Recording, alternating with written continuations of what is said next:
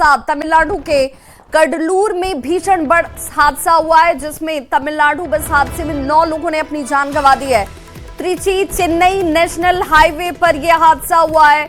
CM MK. Stalin ने इस हादसे पर दुख जाहिर किया। उन्होंने कहा है कि मृतकों के परिवारों को 3 लाख रुपए मुआवजे के तौर पर दिए जाएंगे। और ये बड़ा बस हादसा तमिलनाडु के कडलूर में हुआ, जहां पर तेज रफ्तार का कहर देखने को मिला है और बस हादसे में 9 लोगों ने अपनी जान जो है वो गंवा दी है।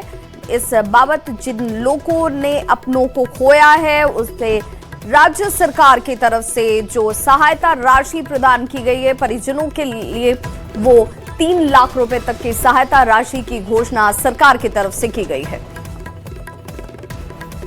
तो तमिलनाडु के कडलूर में यह बस हादसा हुआ है और तमिलनाडु में इस हादसे में 9 लोगों की मौत की खबर इस वक्त सामने आते हुए त्रिची चेन्नई नेशनल हाईवे पर यह हादसा हुआ।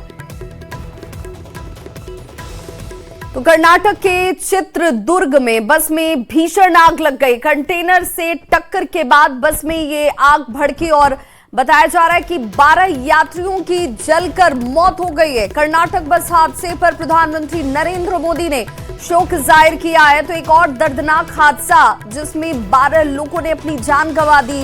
बताया जा रहा है कि बस हादसे पर प्रधानमंत्री नरेंद्र मोदी ने शोक जाहिर किया और पीड़ितों के लिए मुआवजे का ऐलान भी किया है। मृतकों के परिवार को 2-2 लाख की सहायता राशि देने की घोषणा की गई है। वहीं घायलों की बात करें तो 50,000 रुपए की सहायता राशि देने की घोषणा इस वक्त शामिल है। कंटेनर से बताया जा रहा है कि टक्कर होती है, जिसके बाद बस में अचानक से आग लगी और इसी आग में झुलसकर 12 यात्रियों की मौत हो गई।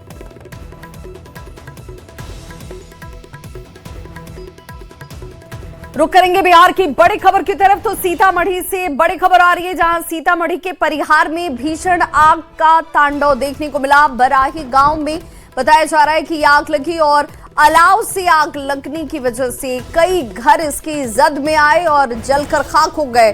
काफी देर तक अफरा तफरी का माहौल देखने को मिला। तस्वीरें आपके सामने हैं और देखिए किस तरीके से एक एक करके इस आग ने आसपास के कई घरों को अपनी चपेट में ले लिया।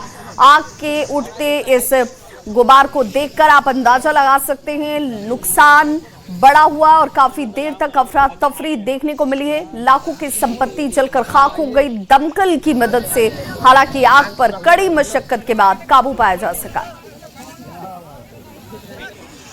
पीछे हो जा पड़ेगा देव पे।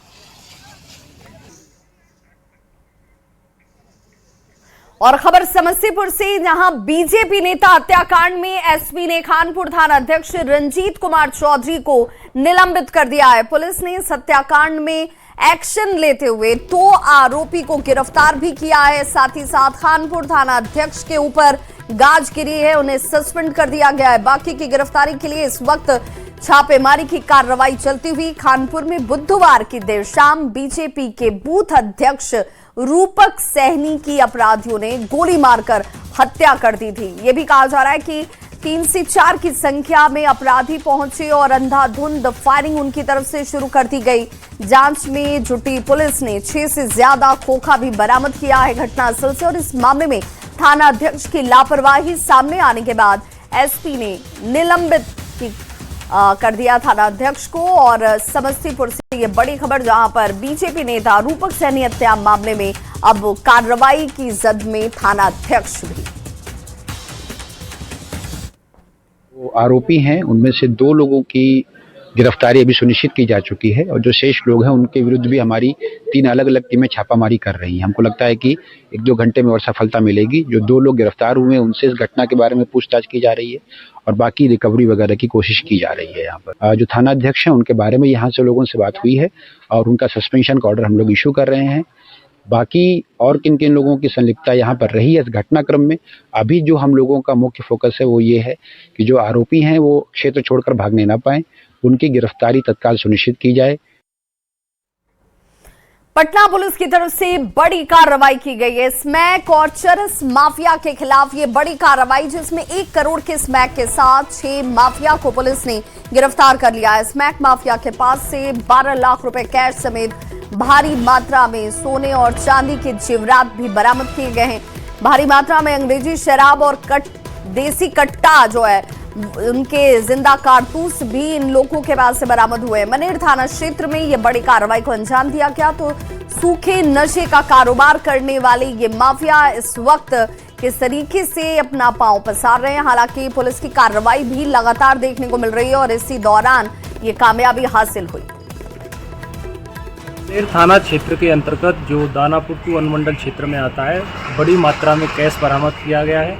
साथ ही साथ इसमें एनडीपीएस से रिलेटेड जो मादक पदार्थ हैं उनकी भी बड़े स्तर पर बरामदगी हुई है और कुछ आभूषण भी इसमें बरामद किए गए हैं और इसमें लगातार छापेमारी चल रही है और एक टीम हमारी इसमें लगातार काम कर रही है।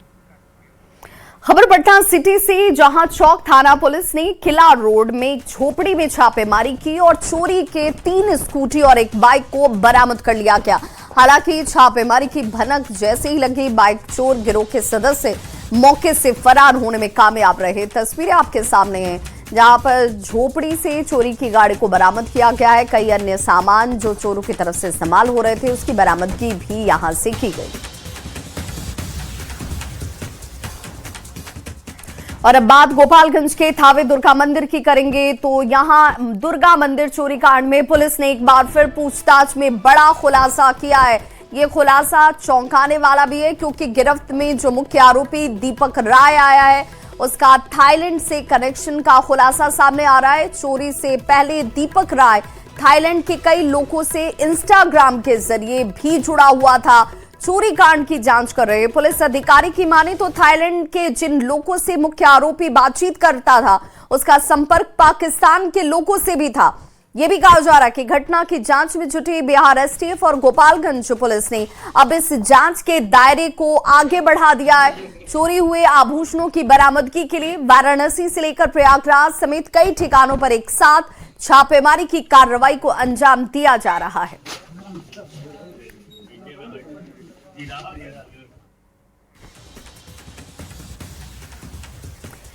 मोतिहारी के अलग अलग थाना क्षेत्रों में जब्त गाड़ियां यूं ही बर्बाद हो रही हैं। प्रत्येक थाने में लगभग 500 से लेकर 1000 गाड़ी है, लेकिन जगह की कमी और मेंटेनेंस का अभाव, इस वजह से गाड़ियां जो है कबाड़ में तब्दील हो रही हैं। अधिकारियों और कर्मचारियों की मनमानी के कारण गाड़ियों की नीलामी भी नहीं हो पाती है और यही वजह है कि देखिए ये गाड़ियां जो हैं अब वो किसी काम की नहीं रही, कबाड़ में तब्दील हो चुकी हैं।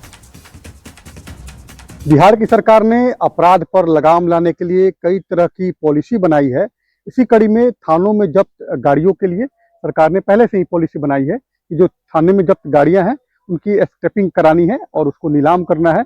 वैसी स्थिति में अधिकारियों और कर्मचारियों की कहीं न कहीं जो है जो ढील मूल नजरिया है उसका कारण है कि केवल एक नगर थाने की तस्वीर दिखा। नगर थाने में हजारों की संख्या में जो पुराने मोटरसाइकिल गाड़ियां हैं उनको जब्त किया गया है, लेकिन नीलामी में देरी होने से, गाड़ियों की स्क्रैपिंग नहीं होने से जो है ये जर्जर हालत में है। और वैसी स्थिति में केवल एक थाने की तस्वीर है। पूर्वी चंपारण के अगर सभी थानों की बात करें तो सभी थानों में लगभग 400 से 500 गाड़ियां जो है वो जब्त की हुई है। वैसी स्थिति में सरकार की पॉलिसी भी है कि जब्त जो पुरानी गाड़ियां हैं, जो विभिन्न कांडों में जो गाड़ियों को जब्त किया गया है, उन गाड़ियों की स्क्रैपिंग कराई जाए और खासतौर पर उनकी नीलामी की जाए समय पे, ताकि राजस्व का लाभ हो सके।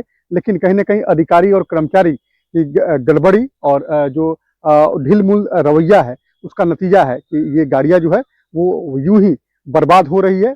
जगह रखने के अभाव के कारण ये खुले आसमान के नीचे ही है। तो वैसी स्थिति में गाड़ियां जो है वो जर्जर हो रही है और इससे कहीं न कहीं राजस्व का भी नुकसान जरूर हो रहा है। वैसी स्थिति में केवल पूर्वी चंपारण के अगर सभी थानों की बात करें, सभी थानों की अगर गाड़ियों की स्क्रैपिंग कराई जाए या उनकी नीलामी कराई जाए तो सरकार को काफी राजस्व का लाभ भी होगा। उनीश कुमार, न्यूज़ 18, मोतिहारी।